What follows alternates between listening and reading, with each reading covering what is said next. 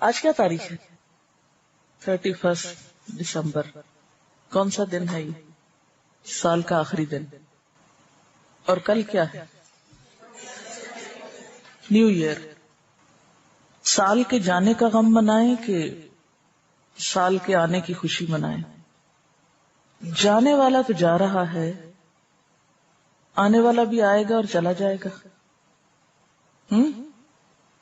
عامر بن قیس ایک تابعی تھے. ان سے ایک شخص نے کہا آؤ بیٹھ کر باتیں کریں، آؤ بیٹھ کر کچھ گپ شپ لگائیں، کوئی باتیں کریں. انہوں نے جواب دیا تو پھر ذرا سورج کو بھی ٹھہرا لو کہ وہ آگے نہ جائے، تو پھر ہم بیٹھ کے باتیں کرتے رہتے ہیں. یعنی اگر وقت نہ گزرے تو ٹھیک ہے، ادھر ادھر کی فضول گپ شپ کریں گے، اور اگر اس گپ شپ کی قیمت اتنا قیمتی وقت دینا ہے تو پھر سوچنے کی بات ہے کہ کس چیز میں گزار رہے ہیں. اس کا یہ مطلب نہیں کہ بات کرنا ہی منع اور خاموش رہے انسان. اس کا مطلب یہ ہے کہ انسان بیکار کی باتوں میں اور ایسے موضوعات پر گفتگو نہ کرے کہ جس سے کچھ حاصل نہیں. ابن جریر طبری ہر روز 14 ورقے لکھتے تھے، یعنی 14 ورقے. ورقہ 2 پیج کا ہوتا ہے. انہوں نے اپنی عمر عزیز کا ایک لمحہ بھی فائدے کے بغیر نہیں گزارا. ہر وقت کچھ نہ کچھ مفید کام کرتے تھے.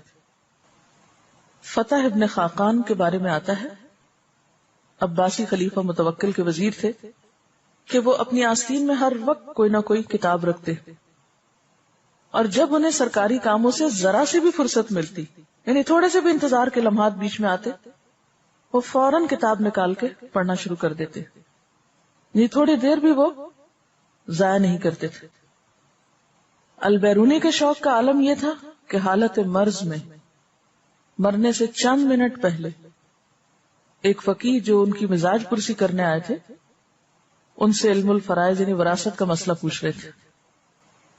تو بات یہ ہے کہ قرآن پاک کی روح سے، نبی صلی اللہ علیہ وسلم کے ارشادات کی روح سے، اور صحابہ کرام اور تابعین کے عمل کے نمونے ہم سامنے رکھیں تو ایک کامن چیز جو نظر آتی ہے وہ یہ کہ یہ وقت جو ہمیں ملا ہے، یہ زندگی جو ہمیں ملی ہے، یہ سال اور مہینے جو ہمیں ملے ہیں، یہ دراصل ہمارے پاس ایک بہت بڑا خزانہ ہے. ہمارا امتحان اس میں یہ ہے کہ اس خزانے کو کس چیز کے خریدنے میں استعمال کرتے ہیں، کس طرح اسے استعمال کرتے ہیں، کن کاموں میں لگاتے ہیں. اور پھر وہی معیار کہ سالوں کا نہیں، لمحوں کا جائزہ لے، لمحوں کو گنے کہ ان سے کیا خرید رہے ہیں. کیونکہ ایک لمحہ یا ایک سانس ایک ہیرا ہے. تو ایک ہیرا خریدنے کے لیے انسان کیا کرتے، زندگی بھر انتظار کرتا رہتا ہے کہ کچھ پیسے جمع ہو تو کچھ ایسی چیز خریدی جائے. تو اللہ تعالیٰ نے ان سانسوں کی شکل میں ایک ایک سانس ایک ہیرے سے قیمتی، کیونکہ ہیرا بھی پیسوں سے مل جاتا ہے، ایک سانس جو چلا جاتا ہے وہ نہیں واپس آتا. یہ دیکھیں کہ اتنی قیمتی چیز کو کس کام میں لگایا جا رہا ہے. اب سوال یہ پیدا ہوتا ہے کہ پھر کریں کیا؟ کیا جانے والے وقت کا افسوس کرتے رہیں، آنے والے کے بارے میں خوش ہوتے رہیں، یا وقت ایک خاص موڑ پر آئے تو اس موقع پر ایکسائٹیڈ ہو جائیں، راتوں کو جاگیں، گھومیں پھریں، شور ہنگامہ کریں، شغل میلہ کریں؟ اس رویے کو کیا نام دیں گے؟ یا یہ کہ نیا سال آ جائے تو کسی کو کارڈ لکھ کر بھیج دیں اور کارڈ خریدنے میں وقت لگائیں؟ یعنی زندگی کس لیے ہے؟ کیا کل کا دن جو نئے سال کا پہلا دن ہوگا آج کے دن سے کچھ مختلف ہے؟ نہیں، اسی طرح سورج نکلے گا، اسی طرح غروب ہو جائے گا. وہ تو ہم نے نام دیا نا. یہ تو سال و ماہ کی تقسیم کس لیے ہے؟ پہچان کے لیے ہے. یہ اس لیے تو نہیں ہے کہ کسی ایک دن کو آپ بہت زیادہ اہمیت دے کر اس میں آپ اپنے روٹین کے کام بھی چھوڑ بیٹھیں اور جو کر رہے ہیں وہ بھی نہ کریں، چھٹی منائیں اور اپنے وقت کو بیکار لغو کاموں میں گزار دیں اور سمجھے کہ اس سے حق ادا ہو گیا. تو یہ ایک بہت بڑی بھول ہوگی. اصل بات کیا ہے کہ انسان اپنی اس عمر عزیز کو، جس کی ایک ایک سانس ایک ایک ہیرے سے قیمتی ہے، اس کی حفاظت کرنا جانے، اس کو بہترین طریقے سے استعمال کرنا جانے. اور بہترین طریقے سے استعمال کیا ہے کہ اس وقت کے بارے میں آپ اپنی زندگی کو صحیح طور پر پلان کریں، اپنے اوقات کی بہترین تقسیم کریں. اس کے لیے رہنمائی کہاں سے ملے گی؟ نبی صلی اللہ علیہ وسلم کی سنت سے.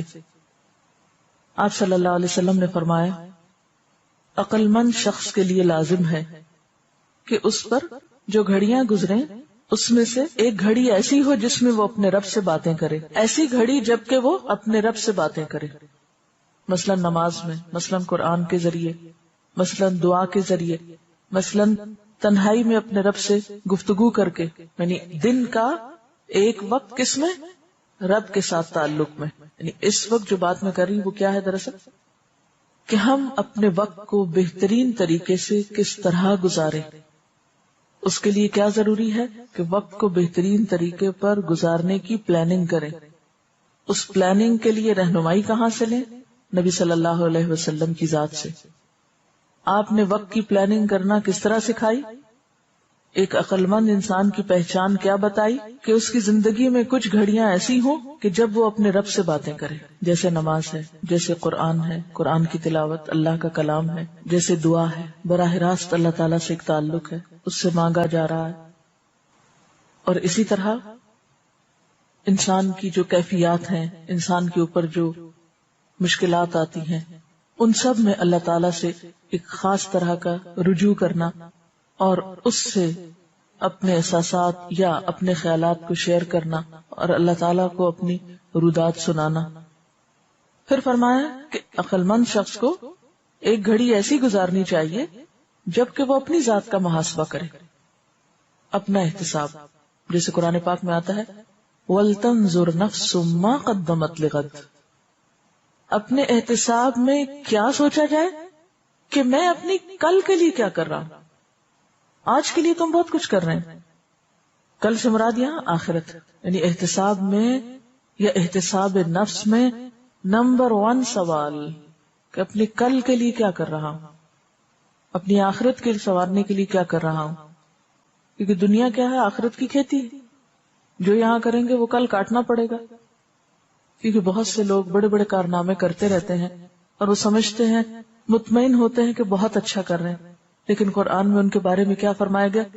قُلْ هَلْ نُنَبِّئُكُمْ بِالْأَخْسَرِينَ أَعْمَالًا الَّذِينَ ضَلَّ سَعْيُهُمْ فِي الْحَيَاةِ الدُّنْيَا وَهُمْ يَحْسَبُونَ أَنَّهُمْ يُحْسِنُونَ صُنْعًا. کیا ہم بتائیں تم کو کہ اعمال کے اعتبار سے سب سے زیادہ خسارے میں کون ہے؟ وہ لوگ کہ جن کی ساری کوششیں دنیا کی زندگی میں گم ہو کے رہ گئی. وہ سب کچھ صرف آج کے لیے کرتے ہیں، کل کو بھولے ہوئے ہیں. اور اس کے ساتھ یہ مشکل کہ وَهُمْ يَحْسَبُونَ، وہ یہ سمجھتے ہیں أَنَّهُمْ يُحْسِنُونَ صُنْعًا، کہ وہ بہت اچھے کام کر رہے ہیں. تو اپنی ذات کے محاسبے میں نمبر 1 کل کے لیے کیا کر رہے ہیں، نمبر 2 میرے فرائض کون کون سے ہیں اور کیا میں نے ان کو ادا کیا. اپنی عبادات کا محاسبہ کریں کہ کیا وہ سٹینڈرڈ کی ہیں، کوالٹی کی ہیں. اپنے معاملات یعنی انسانوں کے ساتھ جو حقوق ہیں ہمارے، وَإِنَّ لِنَفْسِكَ عَلَيْكَ حَقٌّ وَإِنَّ لِزَوْجِكَ عَلَيْكَ حَقٌّ وَإِنَّ لِزَوْرِكَ عَلَيْكَ حَقٌّ. یعنی اپنے نفس سے لے کر شوہر، بیوی، والدین، رشتہ دار، ہمسائے اور دیگر انسانوں کا حق. کون بیمار ہے، کون مدد کے لائق ہے، ضرورت مند ہے، حاجت مند ہے. پھر اسی طرح اپنی عادات اور اپنے اخلاق کا جائزہ. احتساب نفس میں اور کیا چیز؟ اپنی زبان کو دیکھے، زبان کی جو خرابیاں ہوتی ہیں ان کے بارے میں احتساب اور جائزہ کہ کیا میں نے جھوٹ چھوڑ دیا، کیا میں نے چغل خوری چھوڑی، غیبت چھوڑی، تانا زنی چھوڑی، فضول لغویات میں وقت گزارنا چھوڑا. پھر اسی طرح اپنے مال کے بارے میں سوچے، مال کہاں سے آ رہا ہے، کس چیز پہ لگ رہا ہے، کہیں اسراف تو نہیں ہو رہا، کہیں فضول خرچی تو نہیں ہو رہی. یعنی جو کچھ بھی ہمیں ملا ہے اپنی ذات کے محاسبے میں نہیں، ہر وہ چیز جو ہماری ذات سے متعلق ہے، چاہے وہ انسان ہے، چاہے وہ ہمارے پاس جو بھی چیزیں ہیں یا پھر ہمارے اخلاق اور عادات ہیں، ان سب چیزوں کا محاسبہ. پھر فرمائے کہ ایک ایسی گھڑی جبکہ وہ خدا کی تخلیق میں غور کر رہا ہو، یعنی کائنات میں غور و فکر. اس کے لیے بھی وقت نکالنا چاہیے. اس کے لیے خواہ تھوڑا سفر کرنا پڑے، خواہ تھوڑا کمرے سے باہر نکل کر آسمان اور زمین کو غور سے دیکھا جائے، یا کوئی کتابیں ایسی پڑھی جائیں، یا کسی میوزیم میں یا کسی لیبارٹری میں یا کہیں بھی ایسی جگہ جہاں اللہ تعالیٰ کی تخلیق پر غور و فکر ہو سکتا ہو، تو زندگی میں اس کے لیے بھی وقت نکالا جائے. کیونکہ کائنات میں غور و فکر کے ذریعے انسان جتنا اللہ کے قریب پہنچتا ہے اتنا شاید ہی کسی اور چیز سے پہنچتا ہو، اور یہ اللہ کی پہچان ہی کا ایک ذریعہ ہے۔ خالق کو اس کی تخلیق کے ذریعے پہچانا جاتا ہے۔ اور ایسی گھڑی جب کہ وہ کھانے پینے کی ضرورتوں کے لیے وقت نکالے، یعنی اپنے آپ کو بھی فراموش نہ کرے، اپنی ضروریات کو پورا کرے آسان طریقے سے۔ اتنا سونا کہ جس سے کام میں بہتری آئے، سستی اور کاہلی نہیں۔ اتنا کھانا کہ جس سے طاقت آئے، نشاط آئے، سستی نہیں۔ اسی طرح نہانا دھونا، پرسنل ہائیجین، ان سب چیزوں کو عبادت سمجھ کے کرے۔ اور ان کاموں کے کرنے کے بعد اگر پھر بھی وقت بچ جائے، یہ ساری ذمہ داریاں پوری ہو جائیں اور آپ سمجھیں کہ آپ فارغ ہو رہے ہیں، تو اسلام میں فراغت کا کانسیپٹ کیا ہے؟ وَإِذَا فَرَغْتَ فَانْصَبْ وَإِلَىٰ رَبِّكَ فَارْغَب۔ ہمارے دین میں فراغت نام کی کوئی چیز نہیں کہ اب میں فارغ ہوں۔ مومن فارغ نہیں ہوتا کبھی بھی۔ فارغ ہونے کا دوسرا مطلب کیا ہے؟ وقت ضائع کرنا، وقت کا بیجا استعمال۔ اگر ایسا وقت ہو کہ جس میں آپ ایکٹیولی کوئی کام نہ کر پا رہے ہوں تو اس صورت میں بھی آپ کیا کر سکتے ہیں؟ ذکر الہی کر سکتے ہیں۔ آپ کا اپنا کام ختم ہو گیا، آپ کسی اور کی مدد کر سکتے ہیں۔ آپ کے اپنے ٹارگٹ اچیو ہو گئے، آپ کے اپنے ایمز میں آپ کامیاب ہو گئے، تو اب آپ کیا کریں؟ دوسروں کی طرف نظر ڈالیں۔ اگرچہ روٹین میں آپ دوسروں کی مدد کرتے بھی ہیں، لیکن اس سے زیادہ پہ چلے جائیں، اپنے رب کی عبادت میں اور کثرت کریں۔ فَإِذَا فَرَغْتَ فَانْصَبْ، پھر سے تھکائیں خود کو۔ وَإِلَىٰ رَبِّكَ فَارْغَب، اپنے رب کی طرف رغبت کریں، اس کی طرف رجوع کریں۔ عموماً جب ہمارے پاس کوئی کام نہیں ہوتا تو ہم بور ہونے لگتے ہیں، پھر ہم اپنے لیے اوٹ پٹانگ مشغلے ڈھونڈتے ہیں جس سے نہ اپنی ذات کو کوئی فائدہ ہوتا ہے، نہ انسانوں کو کوئی فائدہ ہوتا ہے۔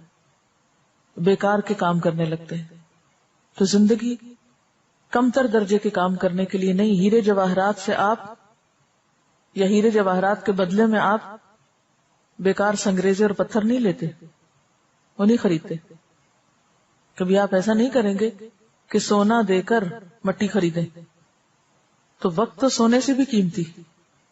اس کو لگائیں ایسے کاموں میں جس کا نہ دنیا میں کوئی فائدہ ہو نہ آخرت میں کوئی فائدہ ہو، تو اس سے زیادہ خسارے کا یا نقصان کا سودا اور کوئی نہیں ہو سکتا۔